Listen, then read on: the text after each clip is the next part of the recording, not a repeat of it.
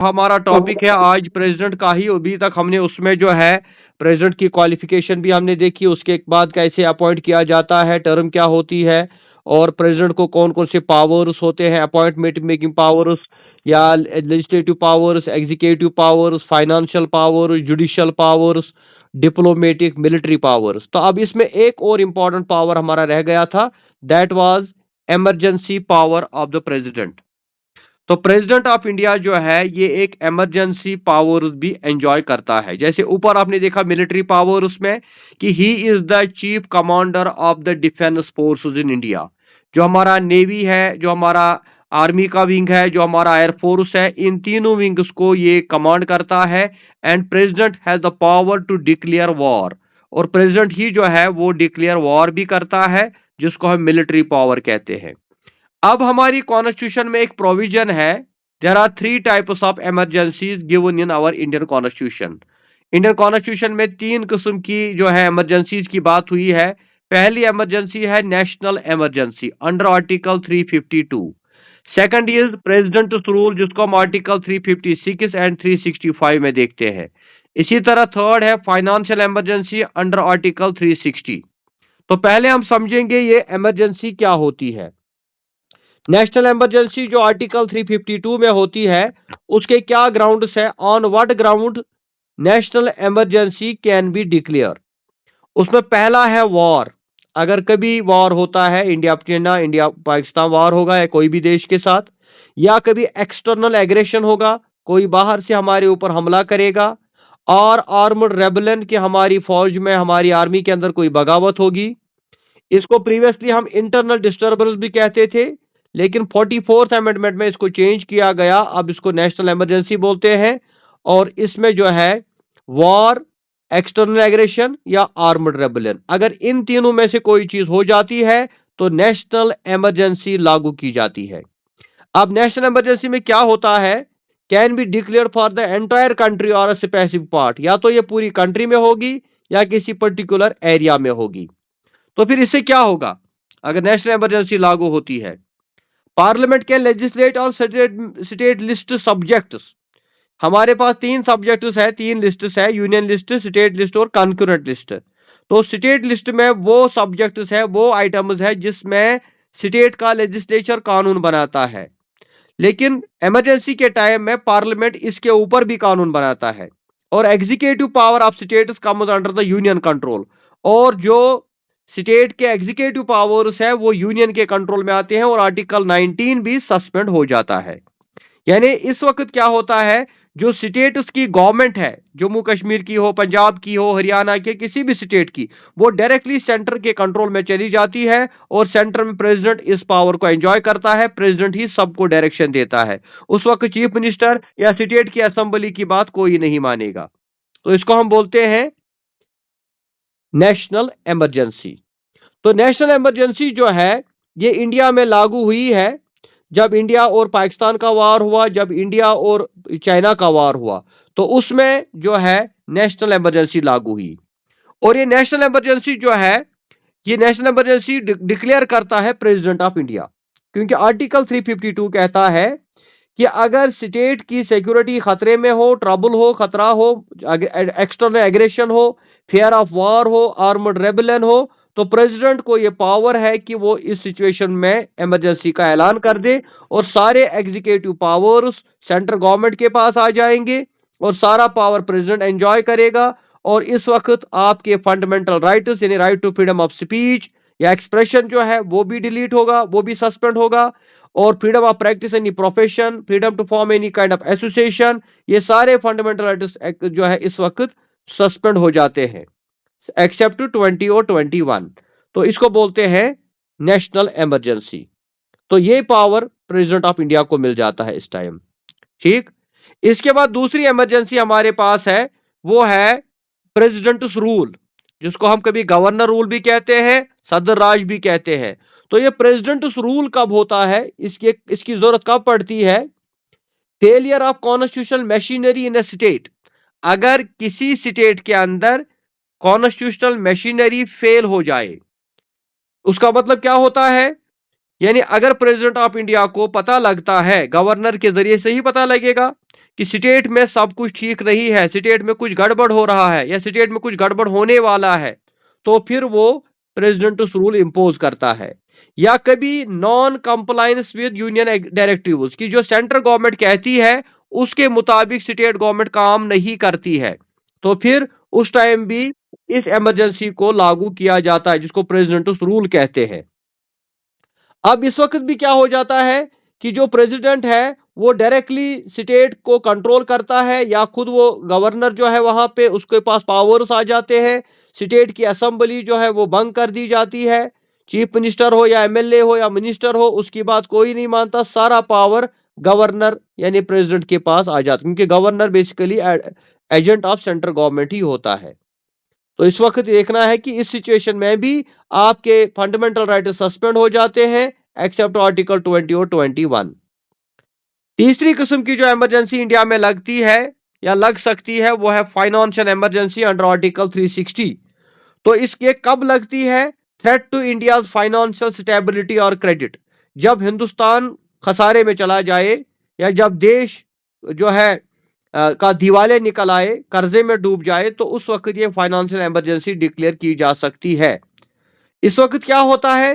President can direct states to observe financial priorities, can reduce salaries of जजेस including supreme court and high court जजेस। उस वक्त president सारी states को ये डायरेक्शन देता है कि वो इस चीज के ऊपर कंट्रोल करें, मुलाजिमों की भी सैलरी बंद कर दी जाती है, कम कर दी जाती है, इंक्लूडिंग अगर देखिए चीफ जस्टिस हो, सुप्रीम कोर्ट या हाई कोर्ट के जजेस हो, उनकी भी सैलरी रोक दी जाती है, रोक दी जा सकती है। हालांकि ऐसा तो इंडिया में अभी नहीं हुआ, पहली दो किस्म की जो इमरजेंसीज है वो लगती है, लेकिन फाइनेंशियल इमरजेंसी अभी नहीं लगी है।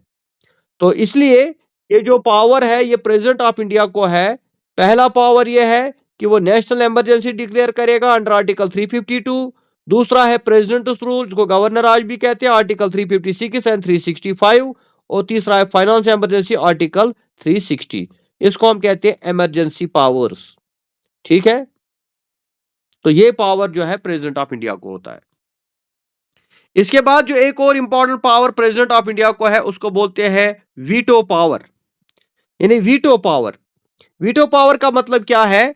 When a bill is introduced in the parliament, parliament can pass the bill and before the bill becomes an act, it goes to the president for his signature. लेकिन president of India either reject the bill, return the bill, withhold the bill. The choice is over bill called the his veto power. इसको बोलते हैं veto power.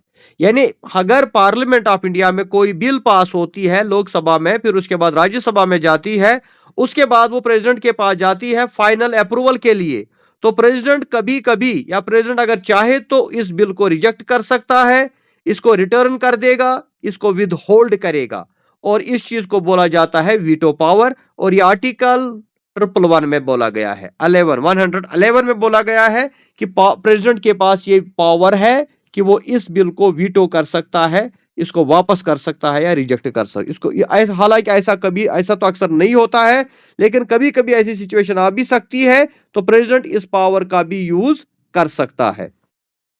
तो ये हो गया इसका veto power. ठीक है, यस सर।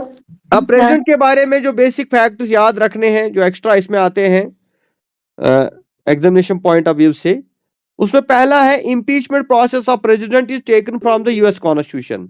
यानी जो प्रेसिडेंट का इम्पीचमेंट का प्रोसेस है, रिमूवल का प्रोसेस है, ये भी हमने लिया है कॉन्स्टिट्यूशन ऑफ यूएसए से। यानी अमेरिका में भी सेम प्रोसीजर है अगर प्रेसिडेंट को इम्पीच करना होगा। उसके अलावा जो कॉन्स्टिट्यूशन का second schedule of the constitution related two moments allowances and privileges of the president, जो कॉन्स्टिट्यूशन का सेकंड शेड्यूल है उसमें प्रेसिडेंट की प्रिविलेजेस, प्रेसिडेंट के अलाउंसेस और प्रेसिडेंट का जो सैलरी वगैरह उसकी बात बोली गई है। इसी तरह एक और चीज इंपॉर्टेंट है प्रेसिडेंट के बारे में, वो है कि स्टेट के अंदर भी वो अपना पावर एंजॉय करता है। हालांकि वो सेंटर में होता है, लेकिन स्टेट का जो गवर्नर होता है ना, हर एक स्टेट में गवर्नर है या एलजी है, तो गवर्नर में reserve the any state bill for consideration of the president. कहते हैं अगर गवर्नर को लगेगा कि उसके पास जब बिल आएगी स्टेट की असेंबली से, मिसाल के तौर पे यहाँ अभी उमर अब्दुल्ला की सरकार है, वो कोई बिल पास करेंगे, फिर वो भेजेंगे एलजी मनोज सिंह के पास, तो मनोज सिन्हा जी जो है वो इस बिल को रोक सकता है और प्रेसिडेंट की कंसिडरेशन के लिए अंडर आर्टिकल 201। मगर जब बिल नेशनल इंपॉर्टेंस वाली हो, जिस नेशनल अगर कोई इंपॉर्टेंट बिल है तो गवर्नर उसको साइन नहीं करेगा, ये प्रेसिडेंट को रेफर कर सकता है, और इस वक्त प्रेसिडेंट की भी इसमें ओपिनियन मानी जाती है, खासतौर से अगर ये बिल जो है हाई कोर्ट के जजेस के रिलेटेड हो, हाई कोर्ट के पावर्स के रिलेटेड हो। इसी तरह एक और इंपॉर्टेंट चीज है कि डॉक्टर राजेंद्र प्रसाद को पहली बार इंटरम जो है यानी टेम्पोररी प्रेसिडेंट बनाया गया था, और बाद में वो फर्स्ट प्रेसिडेंट ऑफ इंडिया बने, और लॉन्गेस्ट टर्म उन्हीं का आता है, 2 टर्म्स उसने कंप्लीट की, 1950 से लेकर 62 तक वो इंडिया के प्रेसिडेंट रहे। इसी तरह जो डॉक्टर सर्वपल्ली राधाकृष्णन है, ये पहले वाइस प्रेसिडेंट थे, first vice president of India और सेकंड प्रेसिडेंट ऑफ इंडिया, और इन्हीं के लिए हम टीचर्स डे मनाते हैं 5 सितंबर को, इनका बर्थडे। ये भी हमारे हिंदुस्तान के प्रेसिडेंट और वाइस प्रेसिडेंट रह चुके हैं। इसी तरह Zakir Hussain was the first Muslim president and third president of India, उसका टर्म सबसे छोटा कम था, बहुत कम टर्म उसने एंजॉय की। और अभी मैंने बताया फखरुद्दीन अली और जाकिर हुसैन जो है, इन दोनों की डेथ हुई थी जब वो सर्विंग प्रेसिडेंट थे। इसी तरह एक और प्रेसिडेंट हमारे जो थे, वीवी गिरी इनको बोलते थे, तो ये he was the first who became acting president of India, ये पहला एक्टिंग प्रेसिडेंट बना, यानी एक्टिंग मतलब जो टेम्पोररी बनता है।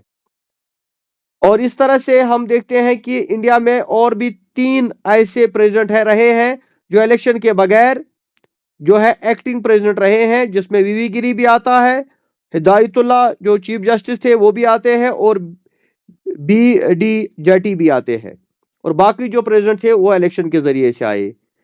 ज्ञानी दयाल सिंह के बारे में भी हमने कहा, he was the first Sikh president of India, जिसके दौर में ऑपरेशन ब्लू स्टार भी हुआ था, एंटी सिख राइट्स भी हुए थे, एंड ऑपरेशन ब्लू स्टार जिसमें गोल्डन टेम्पल को खत्म कर दिया, डिस्ट्रॉय कर दिया गया था, इंदिरा गांधी की हुकूमत थी, तो उस वक्त हिंदुस्तान का प्रेसिडेंट एक सिख था।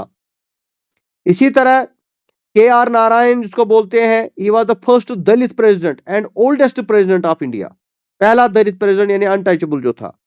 एपीजे अब्दुल कलाम का नाम सुना होगा, he was popularly known as people's president. इसी तरह जो है हिदायतुल्ला चीफ जस्टिस थे जो एक्टिंग प्रेसिडेंट बने, और पहली जो फीमेल थी इंडिया की प्रेसिडेंट वो थी प्रतिभा देव सिंह पाटिल, और Neelam Sanjiva Reddy was the only president who won unopposed election, ये पहला प्रेसिडेंट था जिसको कोई अपोजिशन में कोई खड़ा नहीं हुआ, and he was also the youngest president at the age of 64, ये यंगेस्ट प्रेसिडेंट माना जाता है, इसकी एज सिर्फ 64 थी। और द्रौपदी मुर्मू जो है, she is the 15th president of India, जो इस वक्त इंडिया की लिस्ट ऑफ प्रेसिडेंट मैंने डाला है, एक ग्रुप में डालूंगा, इसमें थोड़ा आपको याद रखेंगे कौन कौन प्रेसिडेंट था। तो चलिए आगे बढ़ते। वाइस प्रेसिडेंट जो सेकंड इंपॉर्टेंट पोस्ट है इंडिया में, प्रेसिडेंट के बाद वाइस प्रेसिडेंट का नाम आता है, जिसको कहा जाता है second powerful post. Vice president जो है, इसका नाम प्रेसिडेंट है लेकिन ये प्रेसिडेंट नहीं है, ये है वाइस प्रेसिडेंट, यानी only in case of death of A president, illness of A president, removal of the president, या रेजिग्नेशन, या अगर प्रेसिडेंट को रिमूव किया गया, उसने रेजिग्नेशन लिया, उसकी डेथ हो गई, या वो बीमार पड़ गया, उसी time vice president as a president जो है ड्यूटी परफॉर्म करता है, उस टाइम इसकी जरूरत पड़ती है, अदरवाइज इसकी जरूरत नहीं पड़ती है, इसका कोई भी रोल इसमें नहीं होता। और ऐसा बहुत बार हुआ है कि जब वाइस प्रेसिडेंट को भी संभालना पड़ा, जैसे मैंने अभी बोला कि हमारे 2 प्रेसिडेंट जो है उनकी डेथ अचानक हुई। लेकिन अगर हम बात करेंगे रेजिग्नेशन का, तो आज तक किसी भी प्रेसिडेंट ऑफ इंडिया ने रेजिग्नेशन नहीं दिया। अगर हम रिमूवल की बात करें तो not a single president of India have been removed from his office. तो इसलिए अगर आप पूछेंगे भाई वाइस प्रेसिडेंट का काम क्या है फिर, क्योंकि नॉर्मली तो प्रेसिडेंट 5 साल तक काम करता है, 5 साल की टर्म पूरी करता है, तो फिर वाइस प्रेसिडेंट क्यों रखा है, ये पोस्ट क्यों, ये सैलरी किस लिए खाता है, कोई बताएगा आंसर, जब इसकी जरूरत ही नहीं पड़ती। ये राज्यसभा का चेयरमैन भी होता है ना सर? हाँ, असल में इसका पोस्ट क्या है, vice president is the ex officio chairman of the Rajya Sabha.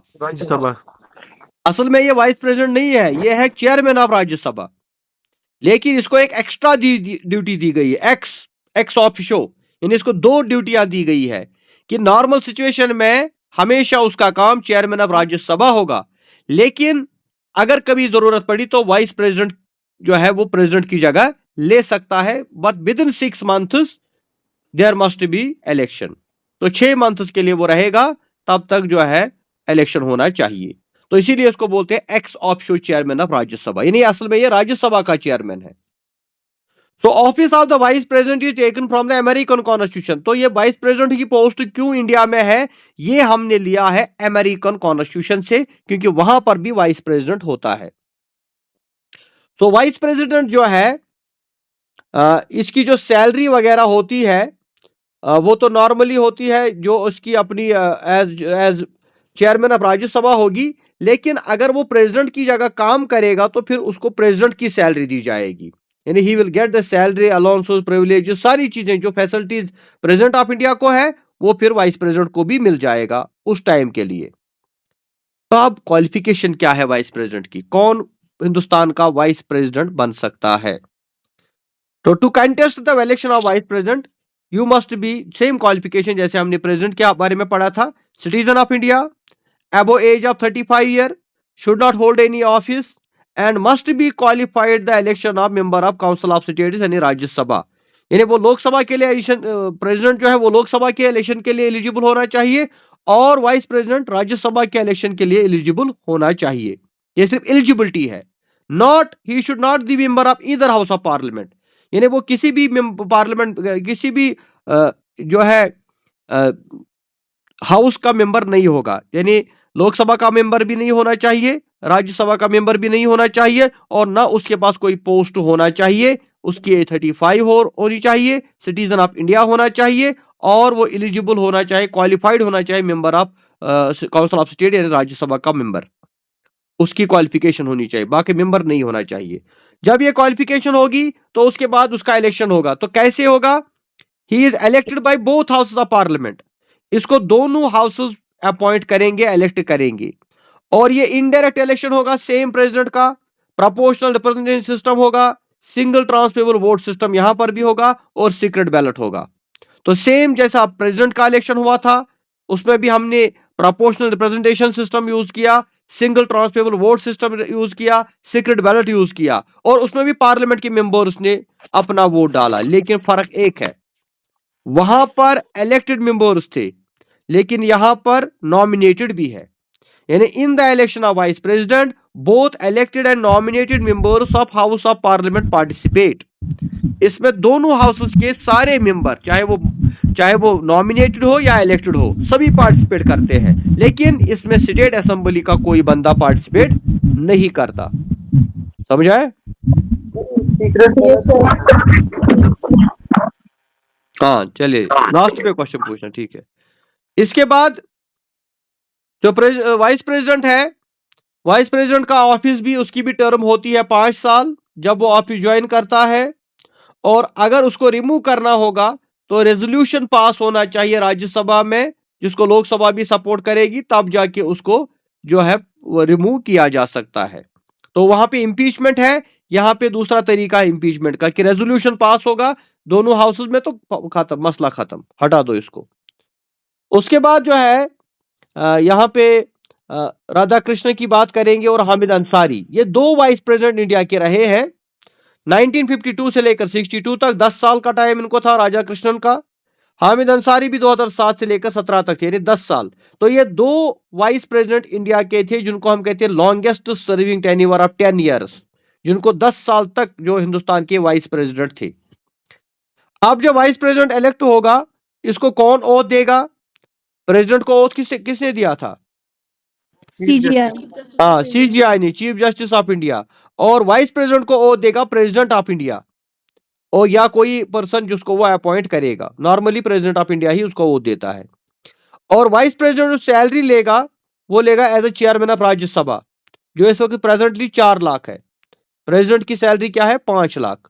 Vice president की है 4 लाख, मगर as a chairman of Rajya Sabha अगर वो प्रेसिडेंट की जगह आएगा तो फिर उसको भी 5 लाख मिलेगा। ठीक है।